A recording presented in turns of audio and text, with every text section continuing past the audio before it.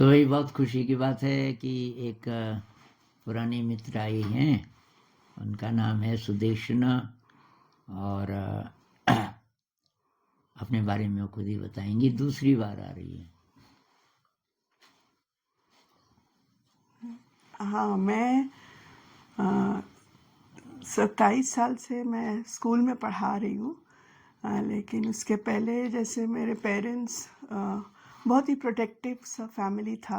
फिर मैंने love marriage भी की, तो वो मैरिज में थोड़ा अभी लगता है कि मेरा ही एक्सपेक्टेशंस कुछ था, लेकिन कुछ हुआ और तो वो डिसअपॉइंटमेंट्स, मैं बहुत प्रोटेक्टिव फैमिली से आई थी, मैं हैंडल नहीं कर पा रही थी। और मेरे मदर भी बहुत स्ट्रिक्ट थे, तो वहाँ जब शादी नहीं हुई थी तब भी हैंडल नहीं कर पा रही थी। अब शादी हुई तो वो भी हैंडल नहीं कर पा रही। बहुत पर्सनल नहीं जा रही हूँ मैं। तब मैं ध्यान, बाय चांस मैं ट्रांसेंडेंटल मेडिटेशन का 5 दिन का कोर्स की और उसके बाद ओशो में आई। तो ओशो का जो डायनामिक मेडिटेशन था, तो उसका मुझे बहुत एक हाँ कि हाँ यू कैन अपने आप को एक्सप्रेस कर सकते हो जो सप्रेस्ड था। फिर वहाँ पे अजय मिला। अजय हमको गुरुजी के पास ले गए। वहाँ भी एक बहुत साल तक एक प्रभाव चला। उन्होंने भी कहा कि हम लोग का बंगालीज में बोलते हैं ना, भद्रो महिला, मतलब कोई भी नेगेटिव कुछ एक्सप्रेस मत करो। अगर तुमको कुछ चीज़ अच्छा भी नहीं लग रहा है, चुप रहो, मतलब समाज में एक दिखा के रहो। तो उस चीज़ से बाहर निकली मैं। जो गलत हो रहा मेरे साथ मैं बोल पाई, और ध्यान से अपने आप को बहुत स्ट्रेंथ मिली। और फिर मैं कभी कृष्णमूर्ति सेंटर में एक दिन गई थी, तो I was expose to Krishnamurti. वो जो कमेंट्रीज ऑफ लिविंग है, कमेंट्रीज ऑफ लिविंग में जैसे बोल रहे कि और मतलब ऑर्डिनरी पीपल का जो लाइफ है उसी के बारे में वो भी बोल रहे हैं।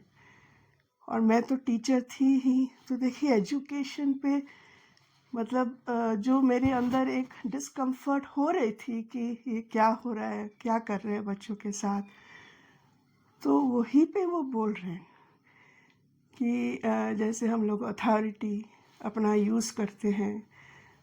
ये तो अभी तो क्लियर है कि अपना मतलब थोड़ा सा शॉर्टकट में 50 बच्चे बैठे हुए हैं तो उनको कैसे चुप कराए।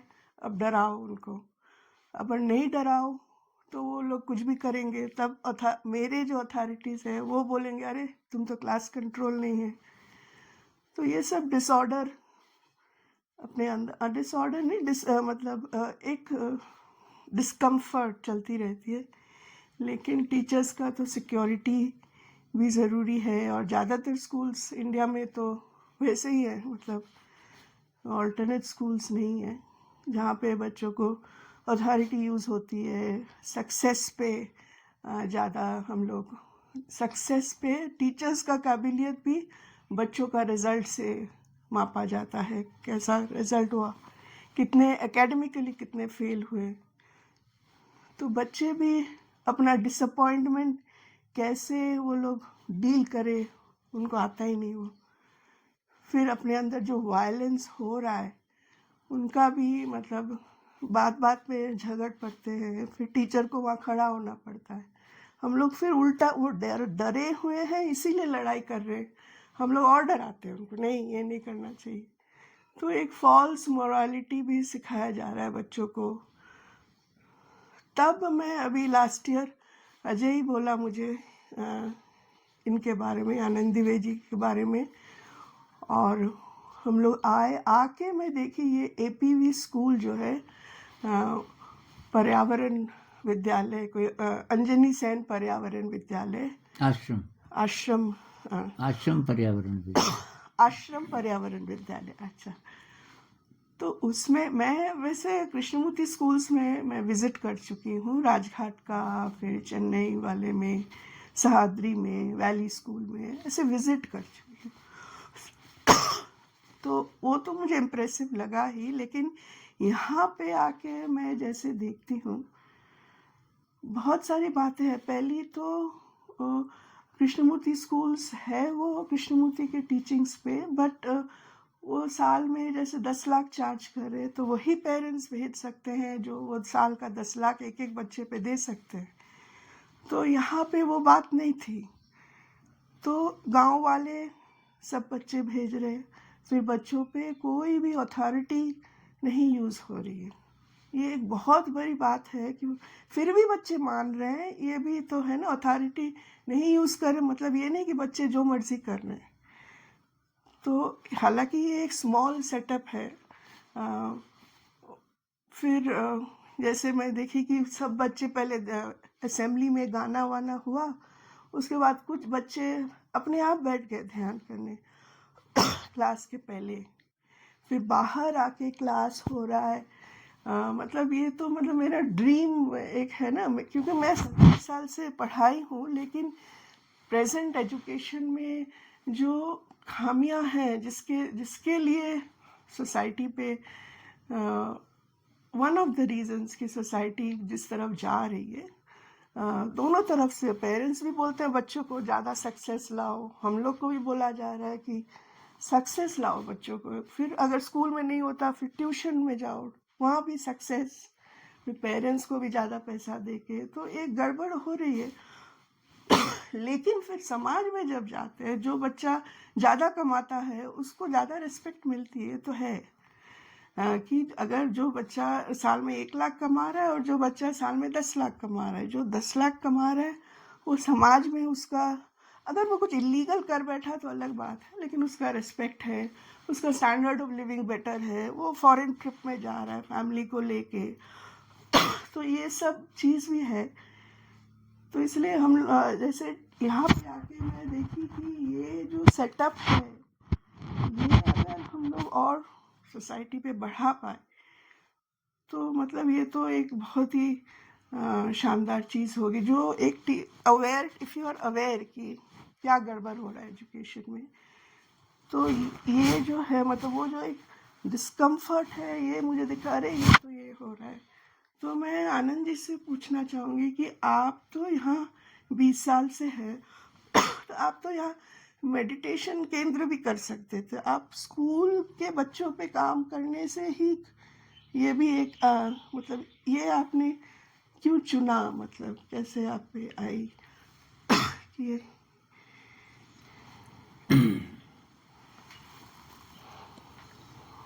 एक्चुअली जब मैंने ये ध्यान ज़्यादा मैं करने लगा तो ये तो मेरा नहीं था कभी भी सपना कि मैं ध्यान केंद्र बनाऊं और मैं बाबा जी बन जाऊं। बाबा जी मैं अभी भी नहीं हूँ, आप लोगों ने बना दिया। ये जो ये चैनल था ये इसलिए शुरू किया, शुरुआती अगर आप वीडियोस देखो, शुरू के कम से कम 60-70 वीडियोस, शायद और ज़्यादा, वो सब इस बारे में कि इस स्कूल में क्या चल रहा है, पढ़ाने के तरीके, वर्कशीट वगैरह जो हमारे मटेरियल है उसके बारे में। इसीलिए ये चैनल शुरू भी हुआ था। कुछ दोस्तों ने थोड़े थोड़े वीडियोस बनाए, लेकिन ऐसा कोई नहीं था कंसिस्टेंटली जो मेरे साथ हो। तो ये बाय चांस शुरू हुआ और ये आध्यात्मिक बन गया बाय चांस। हमारे एक पुराने टीचर आए, 6-7 साल जो यहाँ टीचर थे, अभी कुछ और जगह हैं, और उनको मैंने कभी, वो मैथ के टीचर थे, तो मैंने कहा मैथ का कोई सवाल पूछे गए, तो मैंने कहा यार एक वीडियो बनाते हैं, आप कोई सवाल पूछना। तो उसने बोला कि आपने एक किताब में लिखा है जब मैं था तब हरि नहीं, अब हरि है मैं नहीं। मैंने कहा ये क्या पूछ रहा है। तो मैंने शायद 6-6.5 मिनट में कुछ बोला। हम थोड़ा ऊपर चले गए थे जंगल में, और मैं ऐसा बड़ी बेफिक्री से बैठा था। मैंने कहा ये क्या पूछ रहा है हम, तो मैंने ऐसे ही बहुत मतलब केयर फ्रीली कुछ बोला, वो वायरल हो गया। अब वो तो 100 से ज़्यादा अगर देख लिया लोगों ने तो मैं खुश होना शुरू हो जाता था। 100 लोगों तक ये बात पहुंच गई। वो मैंने सुबह देखा तो 1K, मुझे समझ आया नहीं इन लोगों को। मैंने कहा के क्या होता है, उन्होंने कहा 1000। मैं कहा 1000 लोगों ने देख लिया एक ही दिन में।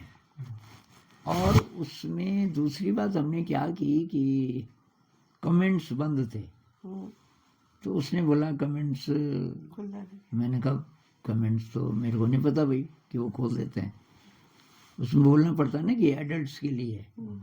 हमने शायद नहीं बोला होगा जो लोग बना रहे थे। और जो कमेंट्स आए कि ये बाबा जी अब निकल रहे हैं गुफा से, पता नहीं कब से ध्यान कर रहे हैं हिमालय में। हाँ, वो हिमालय ही था बैकग्राउंड में। अब इतने सारे कमेंट्स, अब मैं घबरा गया। मेरे और क्या हम आना चाहते हैं बाबा जी को मिलने, ये कहाँ रहते हैं, इनके बारे में बताओ बताओ बताओ। मैंने कह रही गड़बड़ होगी, मैंने दूसरा वीडियो बनाया। मैंने कहा मैं गणित और विज्ञान का टीचर हूँ, एक स्कूल है यहाँ APV, मैं कोई बाबा जी नहीं हूँ। और ये जो आध्यात्मिक बातें हैं ये हम इसलिए कर रहे हैं कि शिक्षा का यही मतलब था पहले, तो उसमें ये मेन चीज़ थी। हम ध्यान भी करते हैं, लेकिन भाई मैं बेसिकली गणित का टीचर हूँ। हाँ बाबा जी हम समझ गए, आप नहीं मिलना चाहते पर हम तो आएंगे यार। तो खैर, तो उसके बाद तब इसकी दिशा यही, मैं शिक्षा के वीडियो ज़बरदस्ती बनाता गया बीच बीच में। पर वो मेरा ड्रीम नहीं था कि मैं ये ध्यान ही सिखाऊं। ध्यान सिखाऊं ये तो ठीक है, लेकिन वो मेरा वही बन जाए, मतलब लोग बोलें कि ये ध्यान सिखाने वाला है और बस। तो मेरा ये था कि दो चीज़ें, एक तो मैं दुनिया से ऐसी जगह और ऐसे ढंग से नहीं रहना चाहता है कि लोग ये इल्ज़ाम लगाएं कि ये अलग थलग हो के तो कोई भी ध्यान कर सकता है, आप तो मेन स्ट्रीम के साथ हैं ही नहीं, वो भी एक कारण था।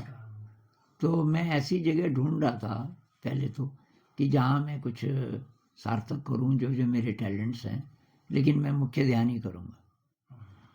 अब ये जब अपॉर्चुनिटी मिली, ये स्कूल को बंद करने वाले थे क्योंकि फंड्स बंद हो गए थे। इन्होंने मुझे बोला कि मैं इसलिए नहीं आया था, वैसे आया तो मिलने जुलने था, पर यहाँ आने के बाद इन्होंने बोला कि भाई ये अपॉर्चुनिटी है। आप शिक्षा की बात करते थे, तब तक मैं कुछ किताबें लिख चुका था शिक्षा पे ही। अब आध्यात्म पे तो मैं लिख नहीं सकता था ना। पर डांस ऑफ द बी भी मैंने लिख ली थी, वो एक किताब थी जो अलग प्रकार की थी। अब मैंने कहा कि ये टीचर सब जा रहे हैं यहाँ जी जितने, इनका ट्रांसफ़र, क्योंकि मुझे नहीं बताया इन्होंने पैसा बंद हो रहा है, ये बाद में पता चला, पर क्या आप अपने टीचर्स लाओ। और ये खैर मैंने सोचा यार ये एक आध साल रह लेता हूँ यहाँ, मेरे जो मेथड्स हैं वो प्रैक्टिकेबल कितने हैं, ये तो अभी लोग बोलते थे किताब लिखना तो आसान है, एक्चुअली तो आप कर नहीं रहे कुछ। मैंने कहा मौका मिलेगा, ये सोच करके मैंने शुरुआत की। तो टीचर सब कौन, तो कोई 2 तो 8 ही पास थे। उन्होंने कहा हम पढ़ना नहीं चाह रहे, 15 साल के एक लड़का एक लड़की, हम भी आ सकते हैं। मैंने चेक किया, थे ब्राइट। अब ये 5 ही तक था, 8, 7, 6 ये क्लासेस ख़त्म कर दी थी उन्होंने। तो हमने फिर बढ़ाई हो, क्योंकि मान्यता तो थी स्कूल की। अरे मैंने कहा 5 तक तो आप पढ़ा ही सकते हो। तो कोई 12 पास, कोई 10 पास, ऐसे ऐसे आ गए 6-7। उनको मैंने कभी अब पैसा, तब पता चला पैसा नहीं, तो मैंने कहा ये लोग रहेंगे क्यों मेरे साथ, कुछ तो कि 1000 रुपये दे सकते हैं जेब खर्च कुछ समय के लिए। तो मैंने कहा मुझे कोई आप ऐसा काम दे दो कि मुझे ये जगह छोड़नी ना पड़े ये सब करते हुए, कि टीचर्स ट्रेनिंग, उसमें बहुत पैसा था, तो वो भी मैंने करना शुरू किया। महीना 2 महीना में 3 दिन का कर लो और काफ़ी पैसा मिल जाता था, उससे चलता रहा। और इनको मैंने कहा ये जो टीचर्स थे, जैसा मैं बोल रहा हूँ अगर वैसे चलोगे तब तो ठीक, नहीं तो अगले दिन घर। अब मैंने कहा मेरे से बड़ा साहब यहाँ कोई है नहीं कि तुम मेरी शिकायत लेके चले जाओ, क्योंकि यहाँ जो करता धरता है उन्होंने मेरे पे छोड़ा हुआ है, और मेरे को कोई भी कुछ बोलेगा तब तो मैं ही चला जाऊंगा। और कि नहीं वही करेंगे। तो मैंने कहा ध्यान करना है पहले, तो 4 से 5 सुबह और 8 से 9 शाम को। अब ये रहते कहीं और थे, यहाँ ऐसा सिस्टम नहीं था कि एक साथ रह सकते हैं टीचर्स। फिर मैंने देखा कि ये ऐसे तो ये चलेगा नहीं, साथ रहना पड़ेगा इनके तो। और फिर बाकी टाइम फिर ये क्या क्या करते हैं, कहाँ कहाँ रहते हैं। फिर मैंने कभी कोई जगह दो, जहाँ हम एक साथ रह सकें। लड़के भी थे, लड़के लड़कियाँ इस आश्रम में एक साथ कभी नहीं रहे थे, पर फाइनली उन्होंने मुझे ये बिल्डिंग दे दी। दूसरी बिल्डिंग हमने बनाई है, किचन वाली, ये वाली, इसमें भी ये कमरा हमने बनाया पड़ोस वाला। और तब मैं एकदम स्ट्रिक्ट जेल वार्डन जैसा, क्योंकि लड़के लड़कियां बहुत उस किस्म के थे ना आजकल। तब तक ये फ़ोन नहीं आया था, स्मार्टफोन, और वो भी नहीं आया था शायद, वो बरीक फ़ोन होता था पहले। ये 2004 की बात है, उस समय पता नहीं, कम से कम इस इलाके में नहीं आया था। वैसे आ चुके थे, आ चुके होंगे। तो फ़ोन तो थे नहीं, लैंडलाइन भी नहीं थी। तो मेरा ये था कि अगर मैं ध्यान कर सकता हूँ और कोई बाधा नहीं है तो मैं ये करता रहूँगा। फिर मैंने कहा ये तब हो सकता है कि मेरे साथ जितने भी हैं सब ध्यान वाले ही होने चाहिए। तो टीचर्स के साथ तो मैं रहता ही था। अब मैंने कहा स्कूल में भी वही होना चाहिए, ध्यान होना चाहिए। अब केजी के बच्चे 3-4 साल वाले करेंगे, कि 3 तो नहीं पर 4 साल वाले भी थे। अब बच्चों को मैंने कभी थोड़ी देर आंखें बंद करके बैठेंगे और ये सांस जो अंदर जा रही है, इससे दिमाग तेज होता है। अगर आपको सांस का पता चले तो, अगर पता चल रहा है अंदर जा रही सांस, तो बड़े बड़े तो सब समझ रहे थे ना सांस, कि हाँ मैंने कही है। अगर ज़्यादा महसूस करोगे तुम्हारा दिमाग तेज होगा, पढ़ाई लिखाई का काम है। तो अब मैंने देखा कि वो बहुत जल्दी एकदम उनके चेहरे से लग रहा था कि ये इसको पसंद कर रहे हैं। मैंने कहा यार ये तो ठीक हो गया। फिर संगीत, फिर मैंने देखा कि क्रिएटिविटी मेरे लिए बहुत ज़रूरी है, केवल ध्यान ही ध्यान नहीं। और क्रिएटिविटी का यहाँ पूरा मौका है स्कूल में। जो भी आपको आता है दुनिया का, कैसे भी प्रकार का ज्ञान हो, एक तो उसकी जगह है यहाँ, और जितनी भी प्रकार की क्रिएटिविटी आपके अंदर है उस सब का यहाँ है। और फिर ज़मीन भी थी यहाँ, ज़मीन के साथ भी मैं काम करना चाह रहा था, वो भी मौका मिला। बहुत सारी दीवारें मैंने लगाई हैं, जितने जितने खेत हमारे पास, मतलब बेकार जगह थी, खेत नहीं थे, हमने खेत बना दी। हमने कहा ये तो फिर हमारे, हमने बनाए।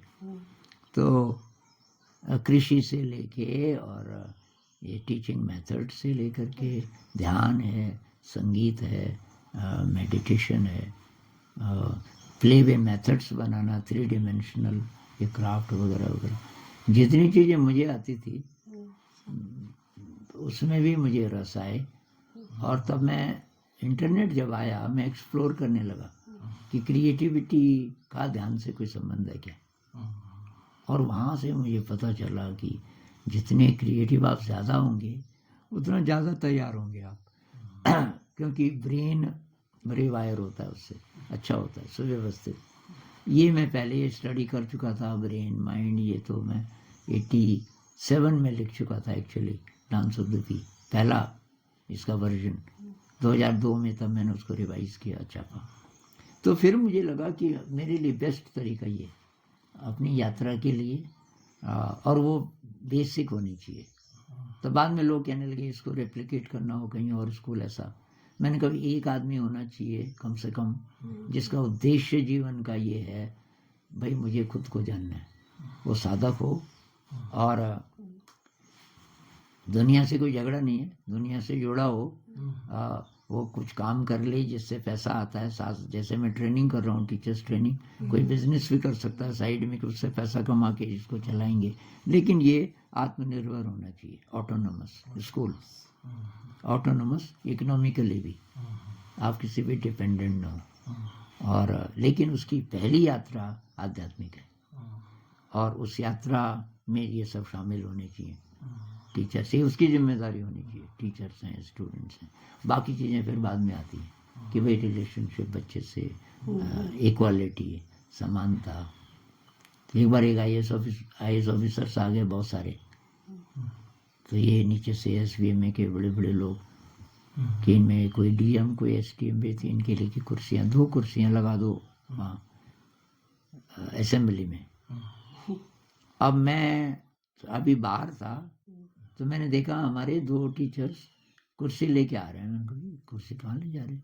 क्यों ऐसे?" मैंने कहा नहीं खबरदार वापस रुको, कोई नहीं बैठेगा कुर्सी में, चलो अंदर।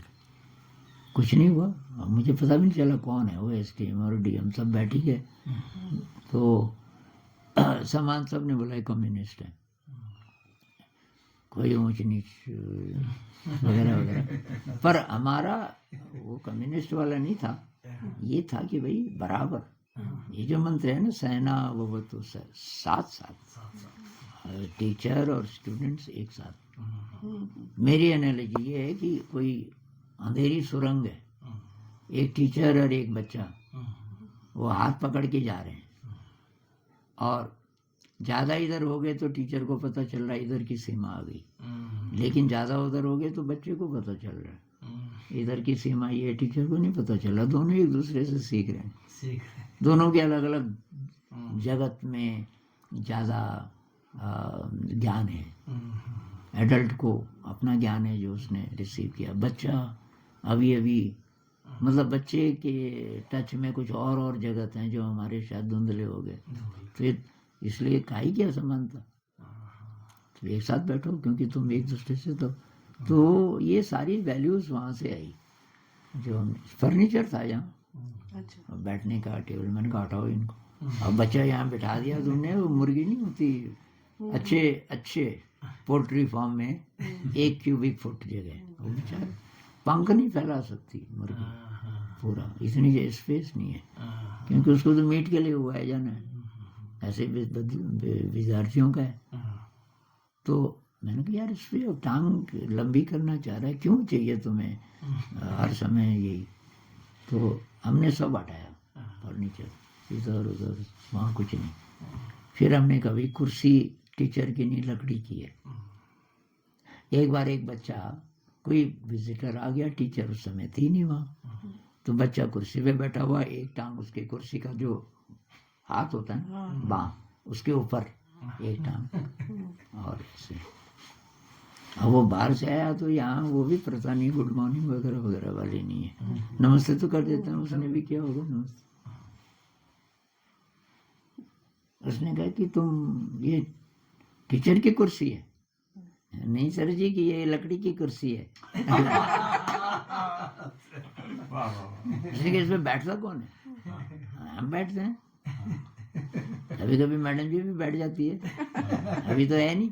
हाँ, तो मैं बैठी हूँ यहाँ पे, वो लड़की थी शायद, उनको बहुत अटपटा लगा, वो नाराज भी हुए, मेरे को खड़े हो गए, गुड मॉर्निंग नहीं बोला। हमने कहा कि हमारे देश की सभ्यता नहीं है ये, कि सारी जनता खड़े हो गए और आपको गुड मॉर्निंग बोले, वो भी नमस्ते बोलो ना। खैर